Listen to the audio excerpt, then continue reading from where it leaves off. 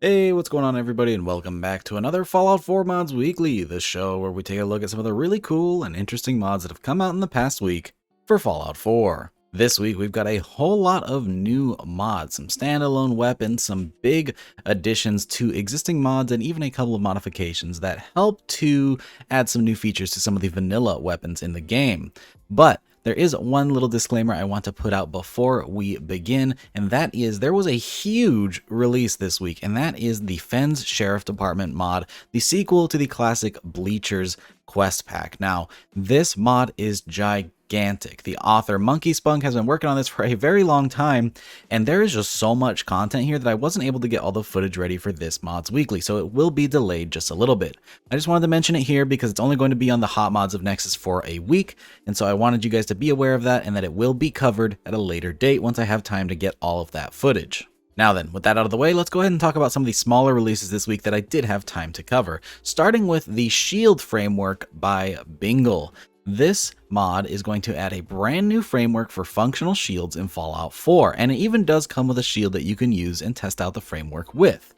Now, at its core, what this is going to do is, of course, add shields to the game, but they're completely functional. It's not some weird workaround that just gives you impenetrable armor or a huge buff to your damage resistance. No, these are actually functional shields. When a bullet hits that particular part of the mesh, it will block all of the damage. But if an enemy decides to shoot you in the back or maybe in the legs, it will hit you. The shield is a physical object that is actually meshed and will perform like a real world shield. This is an incredible framework. And because it's a framework, anybody can use this mod to make new shields as part of their own mods as either armor pieces or weapons, and they will function based on the mesh that they use. And that's just awesome. Now, because this is a framework and not a fully fledged shield mod, you are going to get a shield, but it's not going to be full of a ton of different options. In fact, you can't even modify it at the weapons workbench. It's just a shield, but it's really cool and it allows you to play with this mod and see how it actually works. Not only does it block bullets, but it also does function as a weapon, so you can bash people with it. It works in both first and third person and has its own custom animations for both, so that's pretty neat. And it even differentiates between the lower metal material and the glass material, offering different sound effects and different visual effects whenever bullets, lasers, or melee weapons hit them. So that's pretty dang cool and very thorough. As a framework, this mod is a really awesome proof of concept, and it's going to be a really awesome addition to future mods. I just know people are going to make some really cool stuff with this. There's already some images on the mod page of different applications, like using this as a shield paired with a weapon, and that's pretty cool. So I'm excited to see the future of what this mod has in store. Now, the next mod we're talking about is a gigantic new location known as the Mercenary Oil Rig Settlement by MichelleKaitlyn. I did talk about this mod very briefly in our last attachment pack update, but what this is going to do is add a huge new oil rig location that you first need to conquer and kill all the enemies at, and then it becomes your very own settlement. If you've ever played Metal Gear Solid 5, you know about the mechanic that allows you to take over different oil rigs. This is going to be pretty similar to that. There's a new mercenary faction that is on this oil rig, and it is very, very tough. They are very heavily armed, lots of fat men, missile launchers, Gauss rifles, as well as a bunch of robots like Assaultrons and some really high-level sentry bots. This place is no joke, and it's definitely intended for the late game. If you're looking for a challenge for your Fallout, you've already beaten the main quest line, you're a really high-level character, and the normal enemies just don't cut it, this is a really good way to test out your might because this place is super difficult. I really can't even do it without turning on Immortal mode.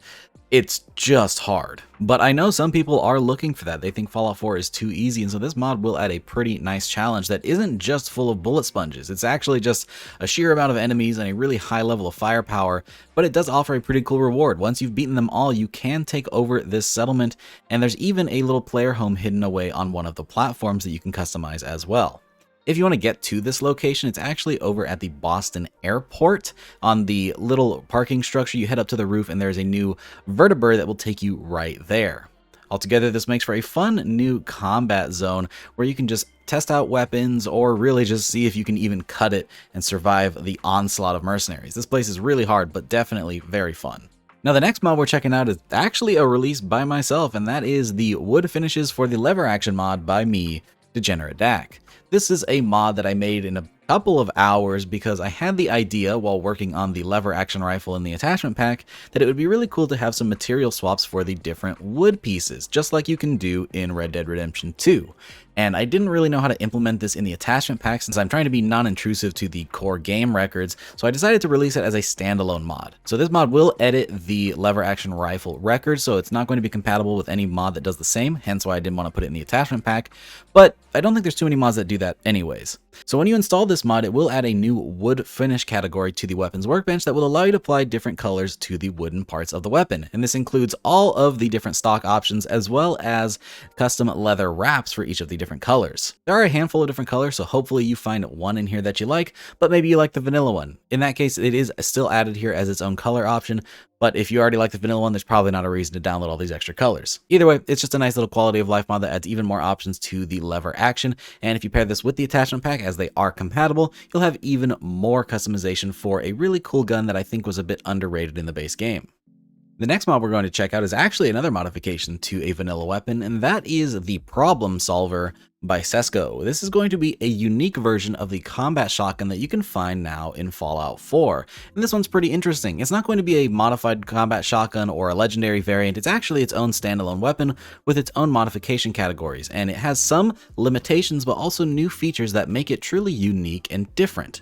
This is a NIF-bashed weapon using a lot of vanilla assets to add new modifications to this thing, but I think it's really well done and really cool, and altogether just super creative and fun. It's very lore friendly as it does make use of a bunch of vanilla assets and is based on one of the vanilla weapons, but it adds more character to this weapon beyond just a legendary variant. This thing only ever has a pistol grip, which I think is really funny. You can't use it with a full stock. It has a custom shell holder, which I think is really cool, especially with the creative use of the reflex sight as the shell holders. That's really neat. It has skulls all over the place, and it does have custom iron sights made out of the lever action iron sights, which I think are really neat and fit perfectly on the combat shotgun. I like some of these ideas so much I may borrow them for the attachment pack. This is a really cool new weapon. While some of the options are more limited than the regular combat shotgun, there are also new options like different ammo types you can apply, like Dragon's Breath rounds, slugs, and even electrified flechettes. So there's definitely some new ways to defeat your enemies with this weapon, which I think is pretty cool.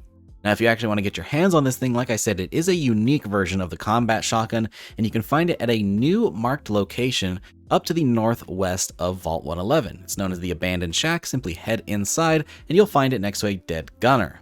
Now, my only issue with this mod is actually how you obtain this weapon. The fact that it's so close to the starting area and it gives you a pretty powerful combat shotgun, it's a bit unbalanced. But maybe if this was behind a master lock, so it's actually level gated, that could be pretty cool, sort of how the Cryolator is in Vault 111.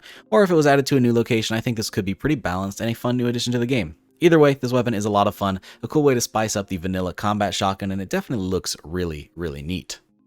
Now, the next mod is another big overhaul to an existing weapon, except this time it's an overhaul to a modded weapon, and that is the Chinese Assault Rifle REBORN by Eyteen and Diacute. Now, I'm sure a lot of you guys are familiar with the Wasteland Melody version of the Chinese Assault Rifle. Well, this mod is going to modify it and add a ton of new parts, sort of like what my attachment pack is, but for a modded weapon.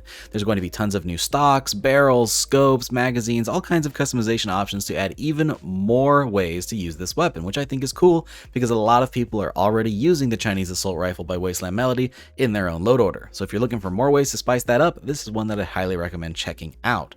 You're going to get a ton of really cool immersive attachments and also some kind of silly ones like the very large extended mag that's made out of 3 mags put together. There's some new color options allowing you to change out that tan wood for a darker, more brown wood, which I think is a really nice option for those of you who want it. And there's even some rechambers that allow you to make this thing from 5.56 to 7.62, allowing you to get even more damage out of this weapon. Additionally, this does make use of the West-Tech optics pack, giving you even more sights to use, and altogether this weapon is now even more fun to customize. If you already like the Chinese Assault Rifle by Wasteland Melody, I'd highly recommend picking up this mod for even more options. It's really cool and a whole lot of fun to use. And finally, that takes us to the only standalone new weapon mod this week, and that is the Tinkerer's Tesla RCW by Pig. We actually showed this off earlier in the week in a full breakdown. If you want to check that out, it will be linked down in the description, and I highly recommend you do because there's more details in there than I can give in just a 2-minute segment. But what this is going to add is a brand new energy style SMG that is going to shoot out Tesla projectiles. Yes, it is a weapon that is completely electrical damage, and it's a whole lot of fun to use. It has a very, very high rate of fire and a pretty decent magazine capacity with some of the options that you can grab, making this spit out tons of projectiles, but it doesn't have a very high base damage, so you really have to hold it down on target for a while. There's a ton of customization options over at the weapons workbench for this one, and one of my favorite parts of this mod is that when you upgrade receivers, it actually changes the way the receivers look, which I think is really cool, especially for a scrappy weapon like this. If you want to get your hands on this weapon, it is actually added to the leveled list and can start spawning out in the world after level 8 on various enemies, including Rust Devils and Raiders. And there's even a couple of uniques that you can find as well. Again, check out that full breakdown if you want spoilers for their locations. Altogether, this makes for a very fun new weapon, not too overpowered or underpowered. Once you put some attachments on there and grab some perks, this thing is definitely viable in the mid-game. But more than anything, it's just a lot of fun to use, so I would recommend picking this one up, and as of now, it's not only on PC, but Xbox as well. With that though, I think we're going to go ahead and wrap things up. Lots of cool mod releases this week, but again, the most notable is definitely that Fenn's Sheriff Department mod. We will cover that very, very soon. I just need more time to get footage because again, that mod is huge, but I'll go ahead and link it in the description anyway, so you can go ahead and check it out for yourself because it's definitely one I'd recommend playing through without any spoilers. So go ahead and check that out. It'll be linked along with all the other mods in this video. With that though, I hope you guys enjoyed the video. If you did, don't forget to drop a rating. It really helps out the channel, and consider subscribing if you haven't already for more videos just like this.